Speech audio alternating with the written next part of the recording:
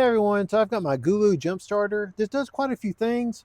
What we're going to do first is go ahead, I'm going to demonstrate how you do the jump starter, but it also has an air compressor and has a light. The jump starter, the capacity is up to 4,000 amps. This is good for all gas engines and diesels up to 10 liters. So on the front here, this is where we have our light. We've got an input to go ahead and charge this up. This is our output, USB-A. We also have another output here. This is a PD 45 watts, a type C.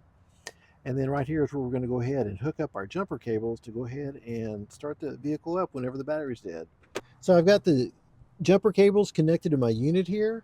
I've got a green light saying the polarity is correct. If it was incorrect, the reverse polarity light would go ahead and light up. Right here, I do have a boost button.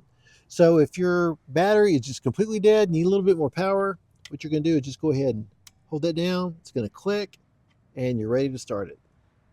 So it does come with a storage bag to go ahead and put everything away. You can just easily put this in your trunk. We've got two cords here, type C to type C and a type C to USB-A. It also comes with some different attachments here to go ahead and inflate different items up.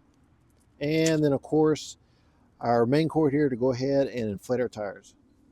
The interface is real easy to use. We've got some simple buttons right here that allow you to cycle through whether it's a car, motorcycle, bicycle, or small inflatables. Also, it's going to let you know the battery level. And then it also has some preset settings for the type of vehicle or tire that you're going to go ahead and inflate. I love that this is actually digital tire pressure. I've got it connected up to my tire. My tire is at 34. I want it at 36. You can adjust it with plus or minus. Once it gets up to 36 pounds, it's going to go ahead and turn off.